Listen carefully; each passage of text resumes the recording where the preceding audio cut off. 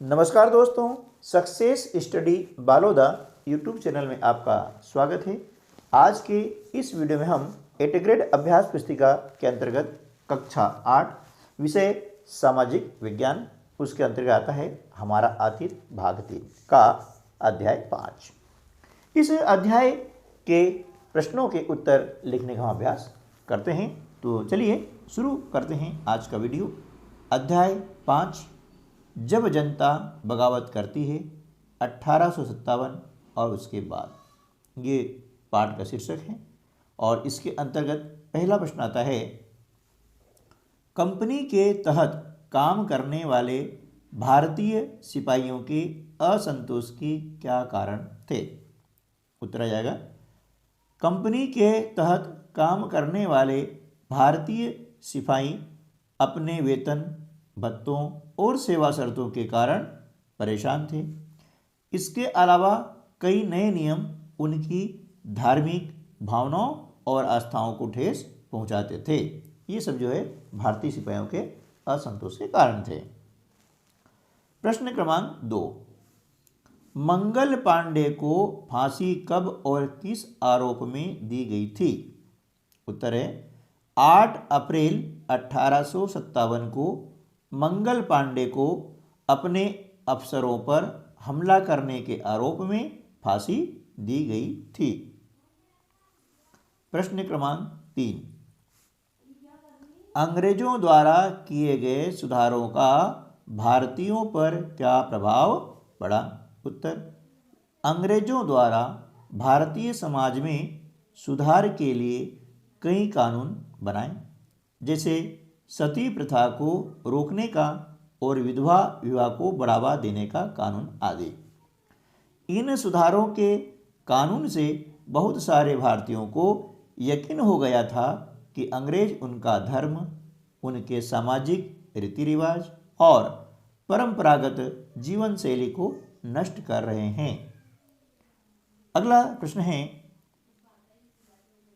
प्रश्न क्रमांक 4, अवध रियासत को कब और क्या आरोप लगाकर ब्रिटिश शासन में शामिल किया गया था? उत्तर है, अवध रियासत को 1856 में यह आरोप लगाकर कि रियासत का शासन ठीक से नहीं चलाया जा रहा है, ब्रिटिश शासन में शामिल कर लिया था, है ना। यानी अवध जो रियासत थी उसे 1856 में ब्रिटिश शासन में शामिल कर लिया गया था। क्यों कर लिया गया था? उन्हें आरोप लगाया था कि रियासत का शासन ठीक से नहीं चलाया जा रहा है और इसे जो है ब्रिटिश शासन में विलय करना जरूरी है, और उसमें क्या करा, एक सहायक संधि थोप दी। प्रश्न क्रमांक 5, इंडिया काउंसिल किसे कहा गया है? भारत के शासन से संबंधित मामलों को संभालने का जिम्मा ब्रिटिश मंत्रिमंडल के एक सदस्य को दिया गया, जिसे सलाह देने के लिए एक परिषद का गठन किया गया, है ना। और इसी परिषद को इंडिया काउंसिल कहा जाता था। प्रश्न क्रमांक 6, उत्तर भारत में 1857 के विद्रोह के मुख्य केंद्र कौन कौन से थे? उत्तर, उत्तर भारत में 1857 के विद्रोह के मुख्य केंद्र मेरठ, दिल्ली, बरेली, लखनऊ, कानपुर, फैजाबाद तथा झांसी थे।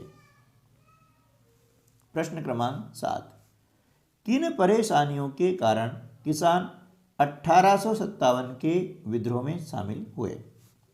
उत्तर, गांवों में किसान और जमींदार भारी भरकम लगान और कर वसूली के सख्त तौर तरीकों से परेशान थे। बहुत सारे लोग महाजनों से लिया कर्ज नहीं लौटा पा रहे थे। इन सब परेशानियों के कारण किसान 1857 के विद्रोह में शामिल हुए। प्रश्न क्रमांक 8, 1824 में कंपनी के सैनिकों ने बर्मा जाने से क्यों मना किया? क्यों मना किया? क्योंकि उनको लगता था कि समुद्र यात्रा से उनका धर्म और जाति भ्रष्ट हो जाएंगे। इसलिए 1824 में कंपनी के सैनिकों ने बर्मा जाने से मना कर दिया था।